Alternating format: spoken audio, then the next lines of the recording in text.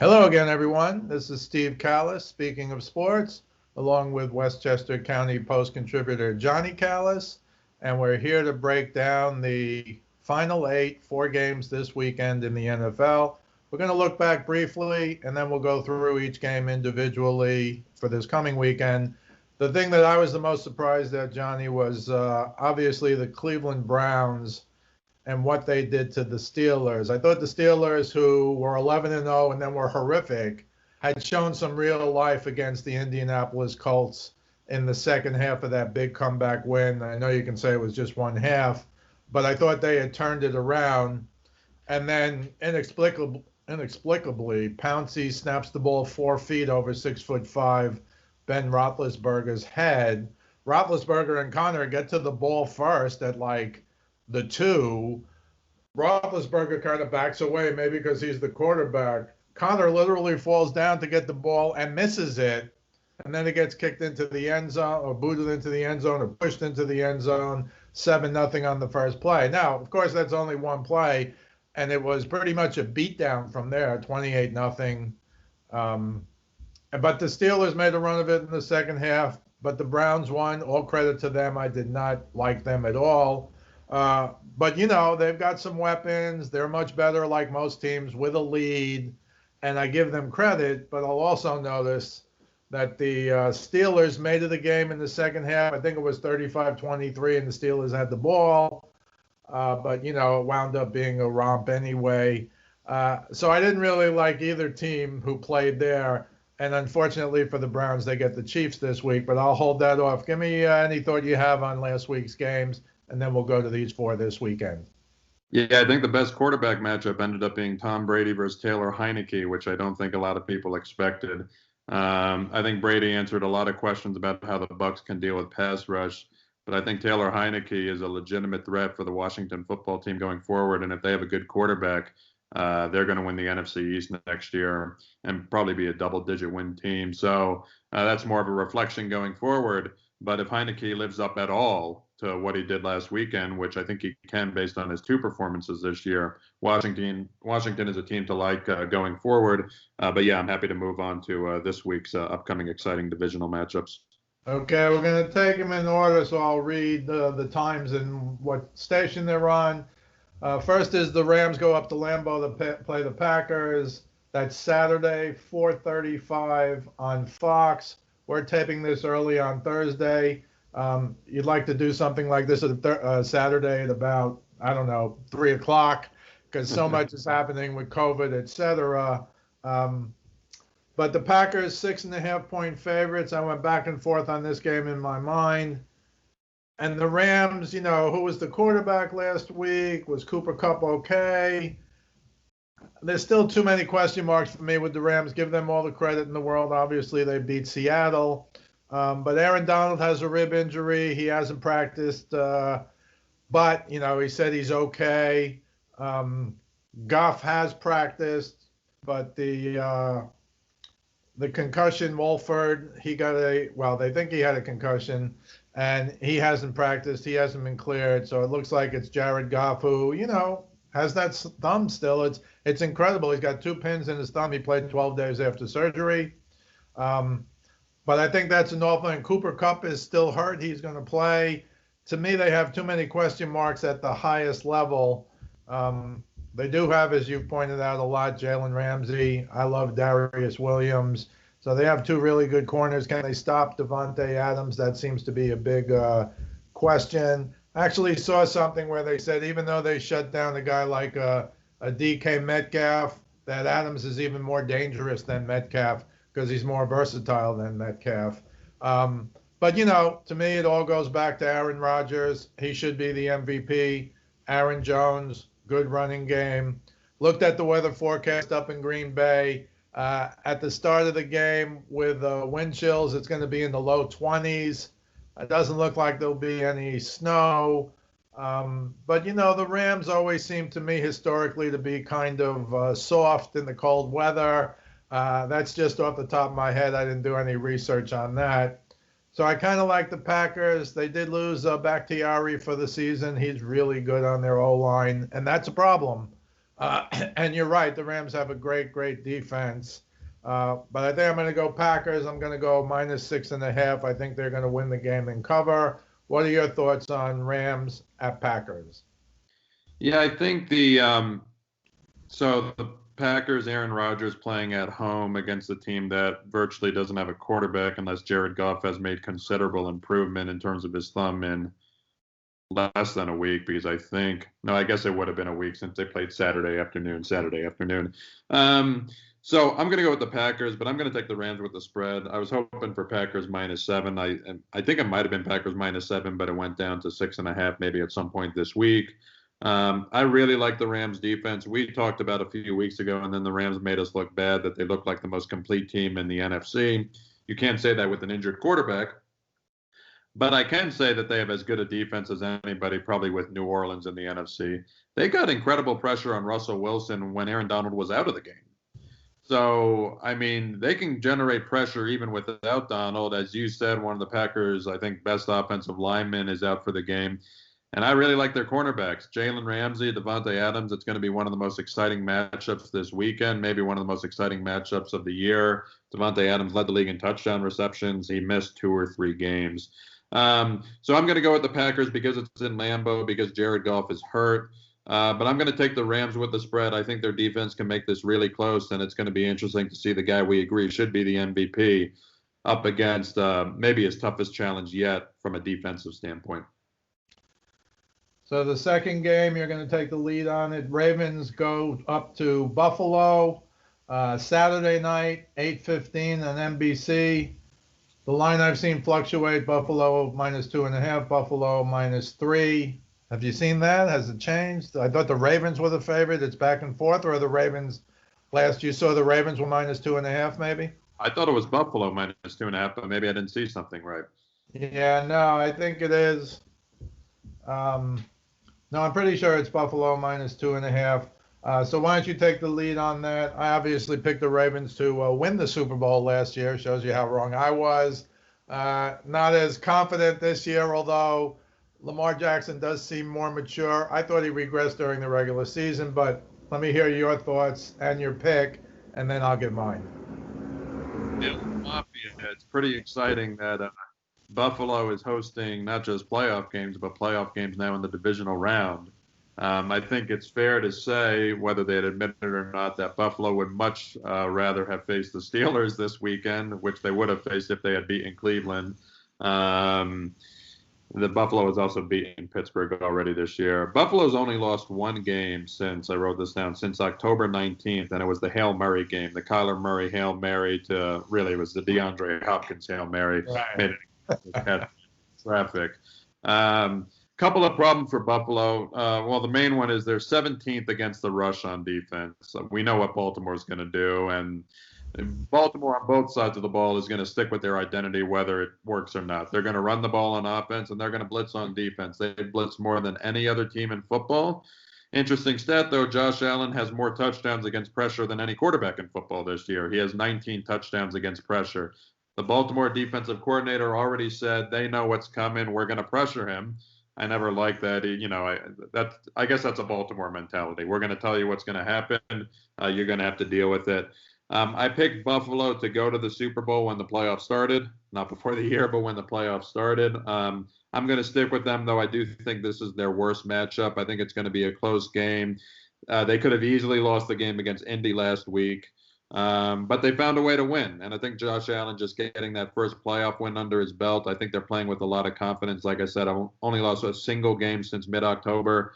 Baltimore played well defensively, but overall, they were good but not great against Tennessee last weekend, I thought. So I think this is going to be a close game, but I'm going with Buffalo both to win, and if it's 2.5 to cover as well. Well, this is a very tough game for me. I feel a little bad for Buffalo. Can you imagine you get the second seed, you don't get a bye. You draw Indy, who is allegedly, the worst seed. Deep conference. And then you get the Ravens. I mean, my goodness, that to me that's like a semifinal and a conference championship duo. But I'm going to go with the Ravens with the points and to win the game. I think Well, Lamar Jackson, I thought had regressed the last 5 games. They didn't beat, many really good teams, but I think they're now on a roll. The Titans was a tough draw for them as well. How'd you like to be the Titans? You're fourth, and you get the Ravens, who are fifth. It's what you said. It's much deeper than the NFC. But I just think they're going to be able to run the ball on Buffalo. I did see a thing where Lamar Jackson said he's never played in the snow, but right now there's a very slim chance of snow. And even though they're playing it at night at 8:15, which is interesting that they put this game at night, apparently the temperature is going to be mid 30s at when the game starts. But that'll go down during the day. Maybe there'll be, you know how it is in Buffalo better than me, off that Lake Erie or whatever they call those snow bands or whatever the heck it is. But they have Andrews, who is one of the best tight ends. He's not better than Kelsey, but he's one of the best tight ends. He gets no pub at all. They got Marquise Hollywood Brown, who gets a lot of pub. But the point to me is if they really load up to stop the run, and I'm not sure you can stop a guy like Lamar Jackson even if you really load up, although guys have kind of kept him in the pocket. That's what I'm sure Buffalo is going to try and do. And I will point out, I know everyone will say it's a long time ago, but the Ravens went up to Buffalo last year, beat the Bills in Buffalo, week 14 in December, beat them 24-17. And I don't say that to mean that's going to help them win this year, other than they have a familiarity. They've been to the field in the last year. Most of these guys were on the team last year. Now, again, Jackson was in the middle of an MVP season. He's been great the last 5-6 weeks, but not against real competition, except the Titans. Although, again, you can run on the Titans. But you can run on the Bills as well, and I think that's really going to be the key to the game. I think it's going to be time of possession, frankly. And I know the Ravens like to strike quickly, and they can get 50-yard runs with Lamar Jackson. But I think it's almost just as important that they just run them into the ground because they have an excellent running game. And I think that's going to be the difference. Having said that, I thought Buffalo was in deep trouble last week watching that game. And Josh Allen made plays that he couldn't have made a year ago. He made one bonehead play towards the end of the game. And I was like, oh, no, is it a regression to last year? But that was just one play. Overall, he's been very good. I do think he's an MVP candidate. I don't think he'll beat out Rodgers. But I do think he's an MVP candidate. So I like the Ravens getting whatever it is, 2.5 or whatever it is. But I like them to win the game outright also. Let's move to Sunday now. You're going to take the lead on this one, Johnny. Browns, after that incredible win to me over the Steelers, go to Kansas City to meet the Chiefs. That's Sunday, 3:05. All these times are Eastern, 3:05 Eastern on CBS. And the Chiefs have been consistently a 10-point favorite all week. You want me to take the lead on this one or on the Bucks? It doesn't matter to me. Oh, I'm sorry. No. You're right. You told me that. No. Oh, no, I'll take the lead. I was shocked that the Browns won last week. And the way they won, I understand they got breaks early and stuff. And I understand the Steelers came back. I just think the Chiefs and Andy Reid, I wrote down the number, Johnny. Andy Reid, regular season and playoffs, 22-5 off a bye week. And I think they're just going to kind of put it all together, as we've talked about incessantly. The Chiefs, their last 5 or 6 games in the regular season, they won by a touchdown or less. But now, they've got the rest, and that's so important to their team. A bunch of their guys, I'll just go through the list quickly. Clyde Edwards-Helaire was hurt in week 15, hasn't played since, didn't play in 16 or 17. Obviously, they had a bye, but he practiced yesterday. Tyreek Hill had a hamstring. He practiced yesterday. I just think with those two guys, along with the rest of the crew, I mean, it's just Kelsey. Sammy Watkins may not play, and I love Sammy Watkins, and as we've talked about, he'd be a 1, maybe, and a 2 for sure on most teams, and he's kind of, you don't even think about him. He may not be in the game, but that's not a big deal. If they have him, all the better. But, and they were talking about maybe Le'Veon Bell was going to get a lot more snaps, and maybe he will. But but he hasn't been Le'Veon Bell since he left the Steelers. The Jets was just terrible. He hasn't really done much. He's had his moments with the Chiefs, but he really hasn't done a lot. Uh, the Browns, Denzel Ward and Kevin Johnson are off the COVID list. It looks like Kevin Stefanski, if he tests negative, I think today, Thursday, again, we're taping this early on Thursday, he'll be back in. It was as incredible to me, the off the field stuff. The Browns didn't practice all week, and they couldn't have their coach who calls the plays during the games.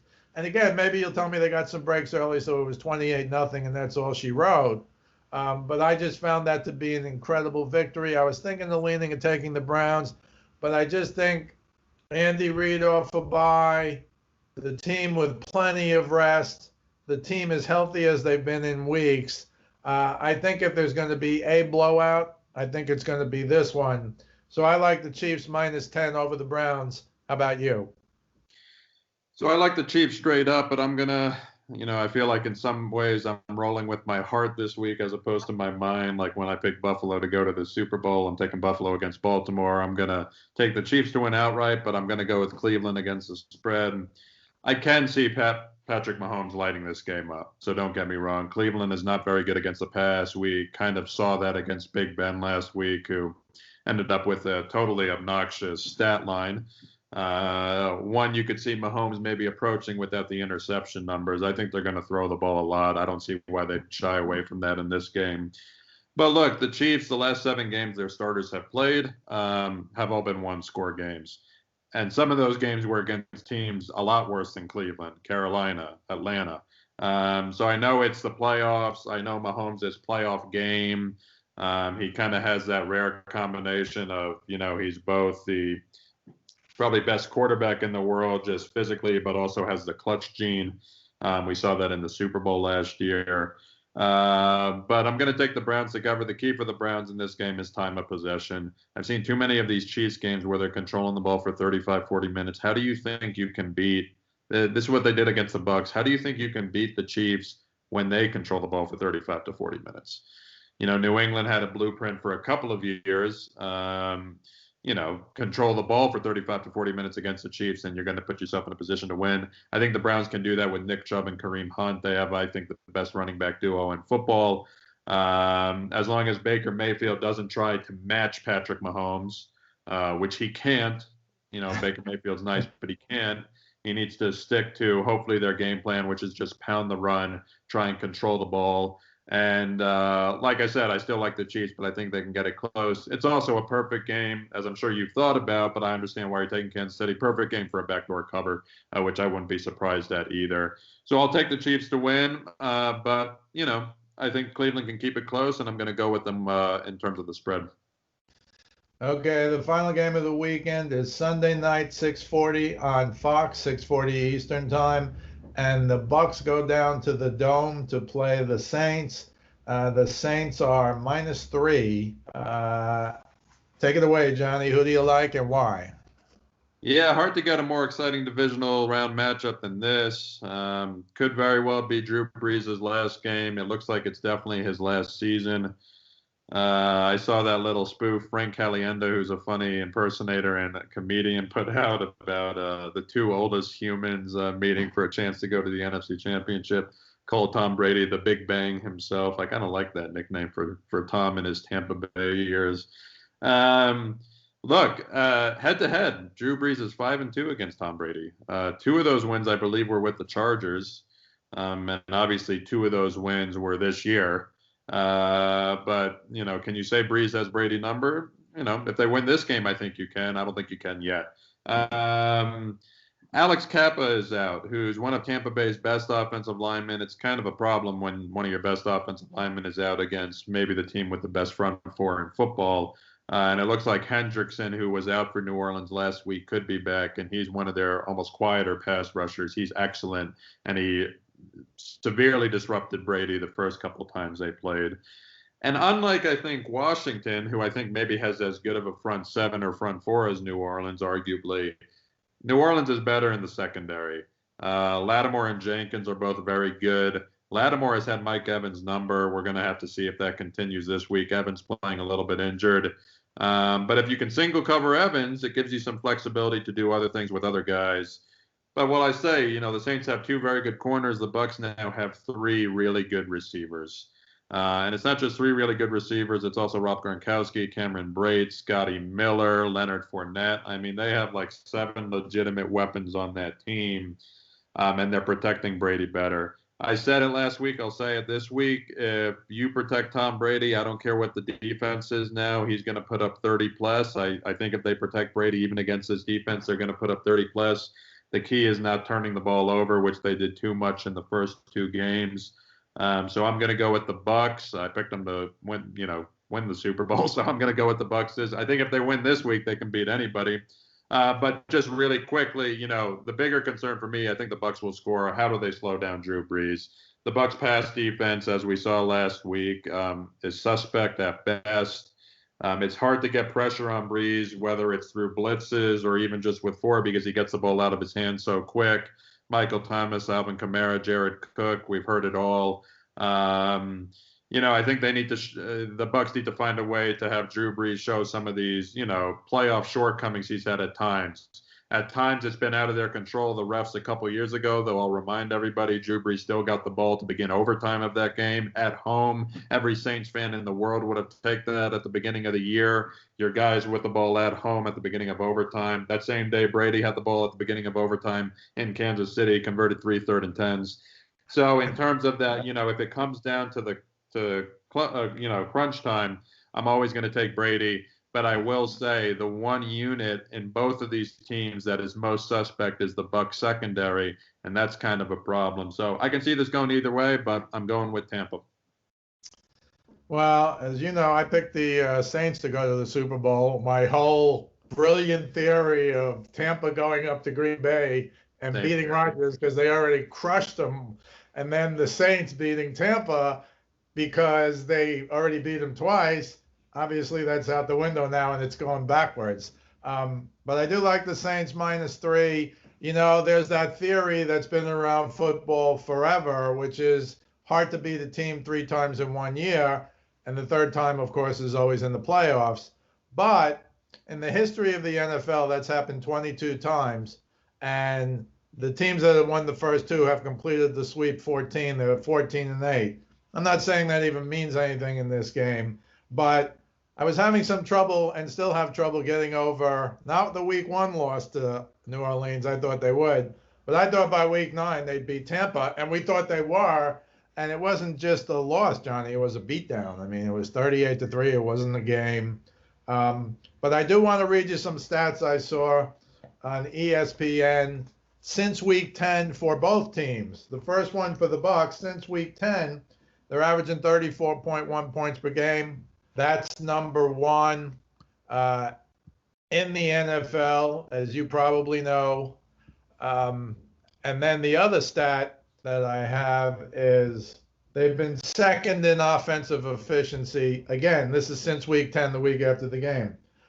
Conversely, on the other side, though, the Saints have allowed 16.2 points per game since week 10. That's not even counting the 3 that they held the Bucs to in week 9, and that's number 1 in the NFL. And they also have 17 takeaways since week 10, number 1 in the NFL. So it's the old something has to give. Hard for me to get that second game out. I was so sure and felt strongly that the Bucs were going to win. I wish Seattle had won, so my theory could have worked out, and I'd be picking the Bucs over Green Bay and Lambeau today. This weekend. But it didn't work out that way. So look, Mike Evans had that statement. I don't see how it could really rile Green Bay. That could really rile the Saints, which is the Bucs have the most talented roster in the NFL. They very well might have the most talented roster in the NFL.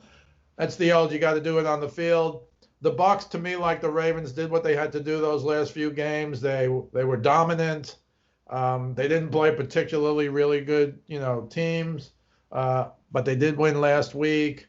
I don't know if you have an edge when you're the team that plays versus the team with the bye. Historically, as we know, the 2 teams with the byes, they always wind up in the Super Bowl. It's a little different this year with the one team, and more so the Chiefs than the Saints. The Chiefs, Mahomes hasn't played now in what? It'll be like 3 weeks since he's played because he didn't play that final game that they lost, I think, to the Chargers, I want to say.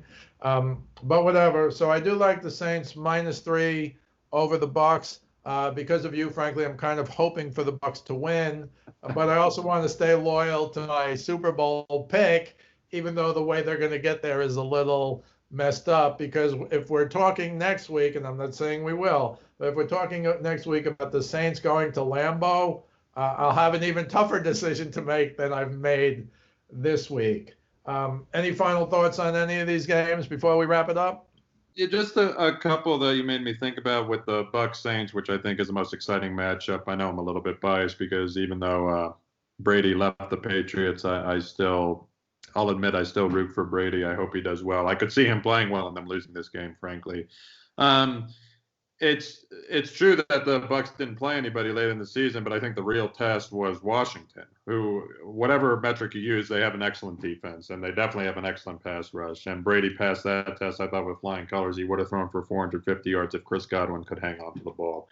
In terms of the 38-3, Bruce Arians said something interesting. This is probably a few weeks ago now. Talking about how you really want a quarterback to have a picture in his head of how the offense should run, and he felt like Brady didn't get that till almost after the bye.